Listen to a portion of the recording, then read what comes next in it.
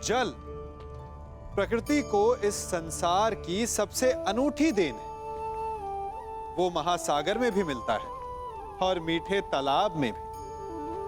वो पवित्र गंगा में भी होता है और दुर्गंध आती नाली में भी। हम तालाब और नदी को सम्मान इसलिए देते हैं क्योंकि उसका मीठा जल हमारी प्यास बुझाता है। परंतु सागर का जल पीने योग्य नहीं होता, इसीलिए कभी कभी हम उसे उतना महत्व नहीं देते और नाली के जल को हम हे दृष्टि से देखते हैं। तो क्या ये उचित है? हमारे संबंध भी इसी जल की भांति होते हैं। जिस संबंध से हमें लाभ ना हो उससे हम दूर हो जाते हैं। कभी ईर्ष्या के कारण, कभी अहंकार के कारण उस संबंध को तोड़ देते हैं। तो क्या संबंध को तोड़ देना उचित है? तनिक विचार कीजिए। माना कि सागर का जल फसल नहीं दे सकता, परंतु मोती तो देता है। माना कि नाली का गंदा जल हमें किसी भी कार्य के लिए उपयुक्त ना लगे, परंतु वो भी कहीं लगी अग्नि को बुझा सकता है। ठीक इसी प्रकार प्रत्येक संबंध कहीं ना कहीं किसी न किसी परिस्थिति में उपयोगी हो सकता है।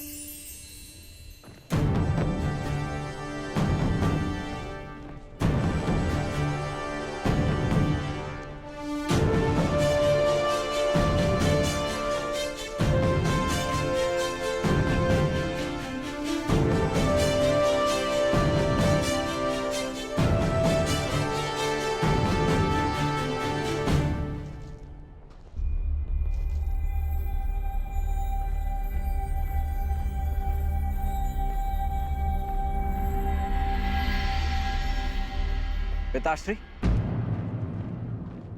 आप इस भूमि को प्रणाम क्यों कर रहे हैं? क्योंकि ये एक अति पावन भूमि है जहां मेरे गुरु परशुराम ने तपस्या की। परंतु अब ये एक युद्ध भूमि है। अब यहाँ तपस्या नहीं, शत्रुओं का संहार होगा। एक योद्धा के लिए युद्ध भूमि उसकी कर्म भूमि, धर्म भूमि और यज्ञ भूमि होती है। मंदिर के समान पवित्र होती है। परंतु पिताश्री, मेरी दृष्टि में ये सोच एक योद्धा को युद्ध में निर्बल बनाती है। मेरा मानना है कि योद्धा जब तक क्रोधित ना हो तब तक वो प्रहार नहीं कर सकता। नहीं, क्रोध में किया गया प्रहार शत्रु से अधिक स्वयं को हानि पहुंचाता है।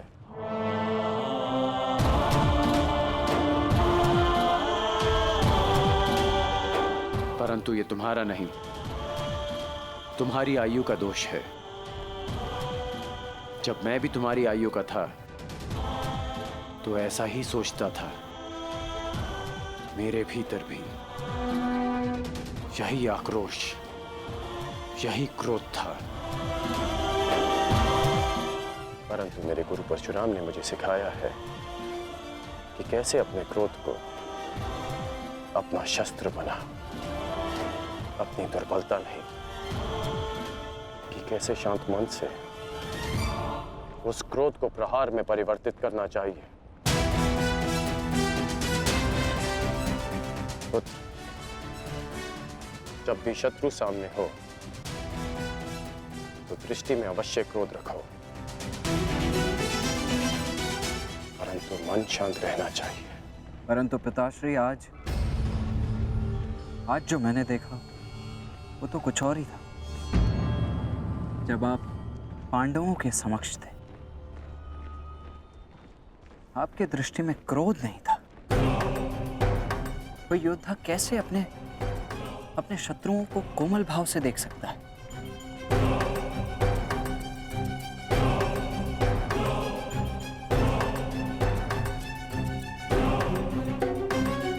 आवश्यक नहीं कि हर कोई जो हमारे विपक्ष में खड़ा हो, हमारे विरोध में खड़ा हो, वो हमारा शत्रु हो।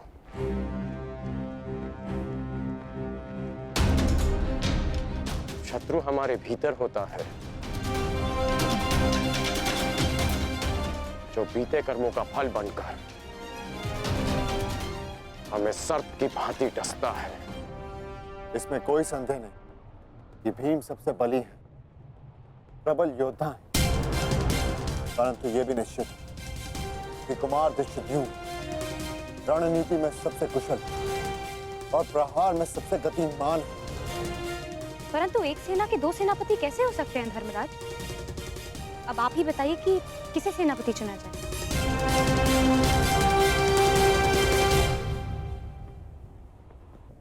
मेरा निर्णय यह है कि हमारी सेना के नेतृत्व के लिए सबसे अधिक योग्य एक विकल्प शेष है युधिष्ठिर।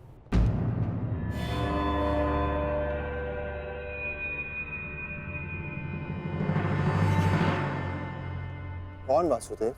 सेनापति पद के लिए भीम से अधिक कुशल और कौन हो सकता है? भीम की कुशलता पर मुझे कोई संदेह नहीं, परंतु हमें एक ऐसा सेनापति चाहिए जो युद्ध में गंगा पुत्र के समक्ष खड़ा हो सके।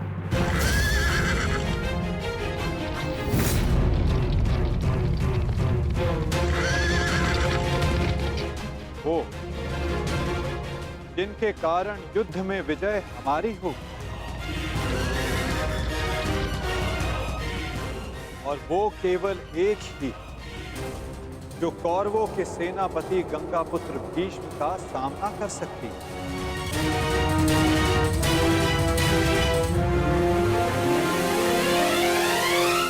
शिखंड।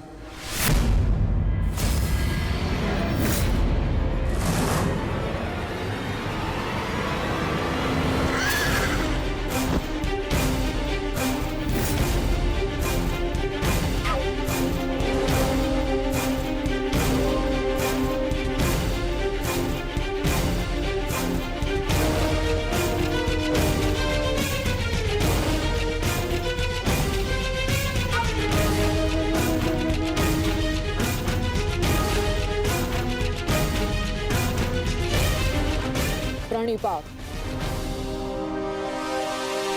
ये युद्ध केवल आपका नहीं, मेरा भी है। हर उसका है जिसको कौरवों के अन्याय से कष्ट हुआ है। और मैं वचन देती हूं, कौरवों को परास्त करने के लिए मैं पूरा प्रयास करूंगी। हर हर महादेव! हर हर महादेव! हर हर महादेव! हर हर महादेव! हर हर महादेव!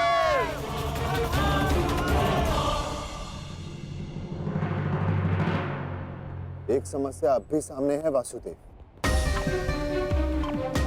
हमारे पास 7 अक्षौणी सेना है और कौरव सेना 9 अक्षौणी।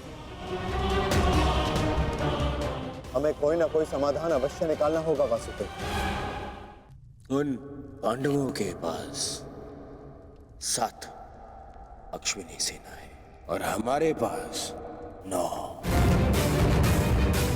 चिंता करने की आवश्यकता उन्हें है, हमें नहीं। यदि तुम यूं ही बैठे बैठे आनंद मनाते रहोगे ना दुर्योधन, तो शीघ्र ही ये समीकरण बदल जाएगा। ना, मेरे कहने का तात्पर्य ये है कि शीघ्र ही ये समीकरण बराबर का हो जाएगा दुर्योधन। समझ गए? कैसे? मद्रराज शल्य स्मरण है? नकुल सहदेव का मामा है वो, मामा। और हर मामा अपने भांजे के अतिरिक्त और किसी का सगा नहीं हो सकता, है ना? और ये बात तुमसे अधिक कौन जान सकता है? उसके पास 2-2 अक्षौणी सेना है, 2-2, और वो भी अति शक्तिशाली।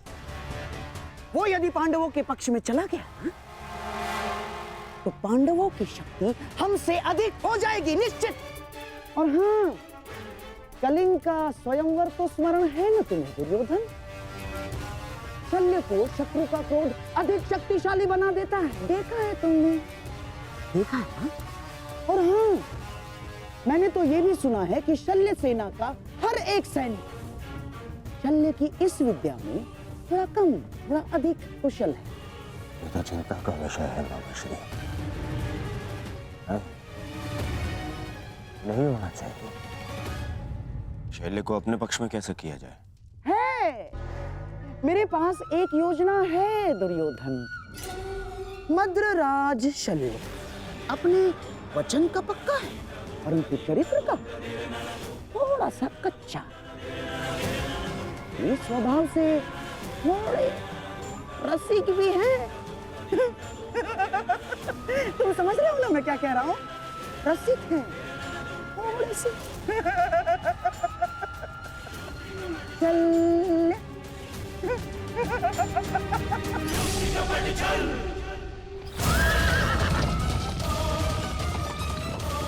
शीघ्रता करो सारथी, पांडु के शिविर तक पहुंचने में और कितना समय लगेगा? हम शीघ्र ही वहां होंगे महाराज।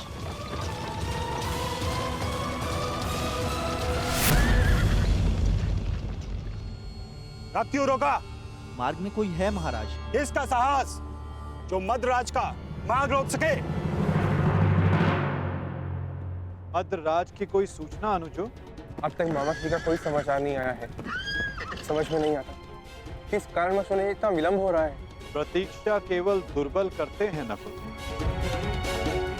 योद्धा केवल प्रयास करता है। युद्ध आने को है, कहीं ऐसा ना हो कि तुम प्रतीक्षा करते रह जाओ और शत्रु अपने प्रयास में सफल हो जाए। अभी युद्ध के नियम निर्धारित नहीं हुए हैं। किसे क्या, कब, कहां, कौन सी अनहोनी हो जाए।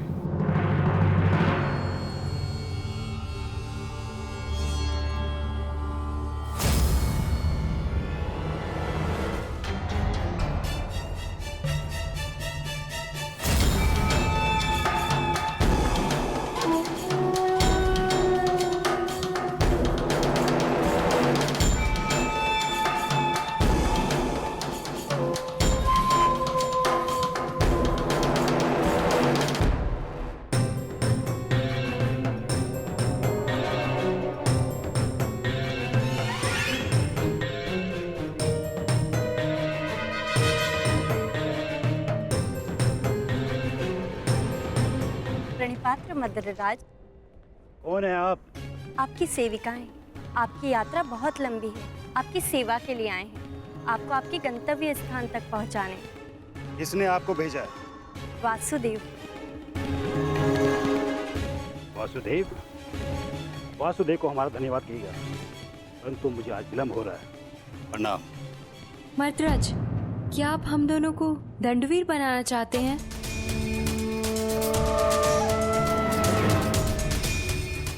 और वैसे भी युद्ध प्रारंभ होने में अभी कुछ दिन शेष हैं।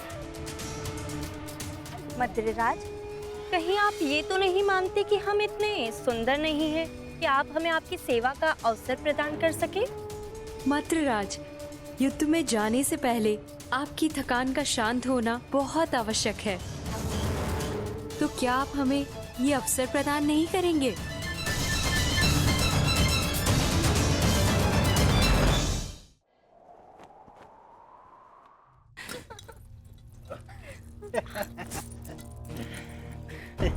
सेवा का आनंद ले रहे हैं ना? अवश्य। मुझे आशा नहीं थी कि वासुदेव भी इतने रसिक स्वभाव के हैं। महाराज, आपका ये पात्र मदिरा से रिक्त क्यों है?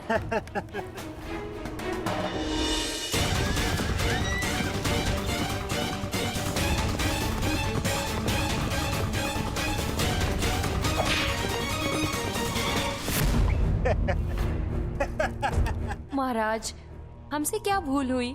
अभी तो आप युद्ध का आनंद उठाते रहे, लेकिन हमें भी तो आप अपनी सेवा का आनंद लेने दीजिए।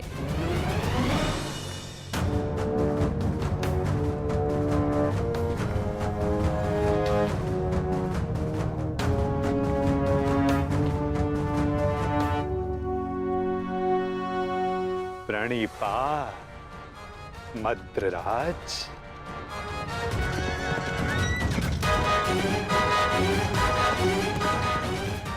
आशा करता हूं कि इस वासुदेव अतिथि सत्कार में कोई त्रुटि ना रह गई हो। नहीं नहीं वासुदेव, ये तो मेरे जीवन का सबसे उत्तम सत्कार था। मैं अति प्रसन्न हूँ कि ये युद्ध मैं आपकी तरफ से लड़ रहा हूँ और युद्ध के पश्चात मैं एक बार फिर से ये सत्कार लेना चाहूंगा।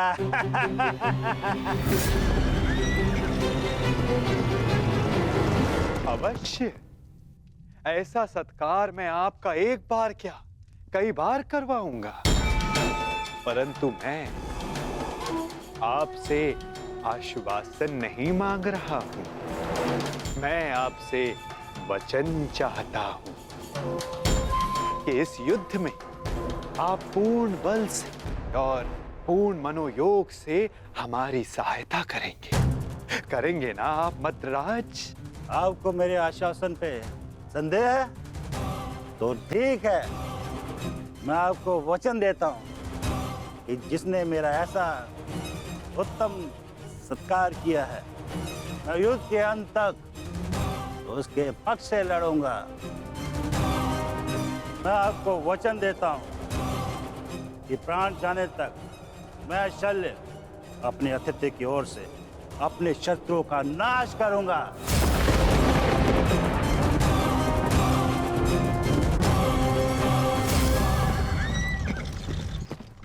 उत्तम, अति उत्तम, धन्यवाद मद्रराज, धन्यवाद। धन्यवाद मद्रराज, धन्यवाद।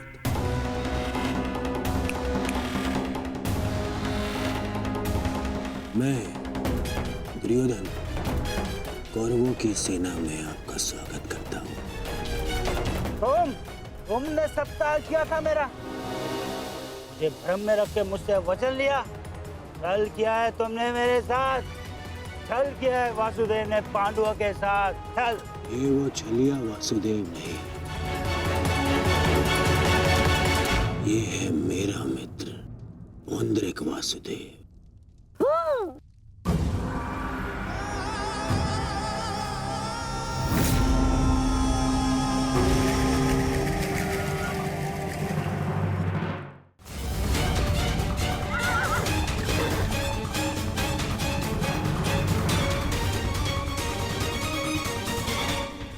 ये मामा श्री की सेना कौरवों के शिविर की ओर क्या कर रही है?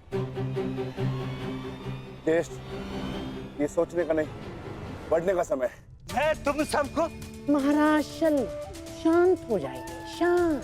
आपने तो वचन दिया है, तो अब आपको कौरवों की ओर से ही लड़ना होगा और युद्ध के नियमानुसार अपने ही पक्ष के योद्धा पर प्रहार नहीं करते मद्रराज, हैं?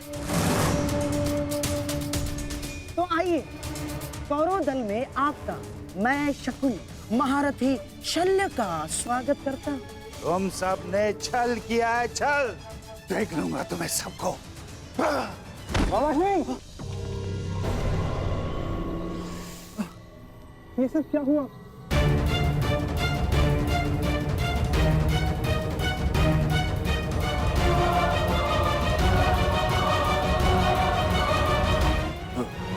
पुत्र नकुल, मैं मगधराज कदाचित हिचकिचा रहे हैं। आओ पांडु पुत्रों, मिलो कौरवों के नए सहयोगी से, महारथी महाराज शल्य से। तुम क्या सुन रहे हो मामा श्री?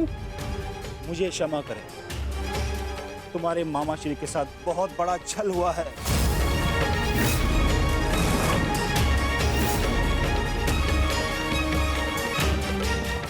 मुझे भ्रम में रखकर वचन लिया गया है मुझसे। भ्रम से ही सही, परंतु आप वचन के भार से बद्ध हैं मद्रराज। दुर्योधन, तुमने हमारे साथ छल किया है। मामाश्री ने सबसे पहले हमें आश्वासन दिया था। शांत विकोदर, शांत। पांडवों को आश्वासन मिला था, परंतु कौरवों को वचन मिला है विकोदर, वचन। और वचन वचन होता है, उसे तोड़ा नहीं जा सकता। परंतु यदि महाराज शैल्य वचन भंजक होने का कलंक अपने मस्तक पर लेना चाहते तो वो यहां से जा सकते हैं। परंतु युधिष्ठिर, तुमने तो इस युद्ध को धर्म युद्ध का नाम दिया है, तो क्या तुम अपने मामा का वचन भंग करने का अधर्म अपने मस्तक पर लेना चाहोगे? बोलो युधिष्ठिर।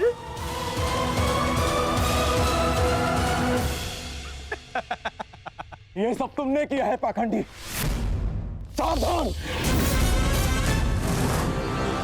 सावधान तुम।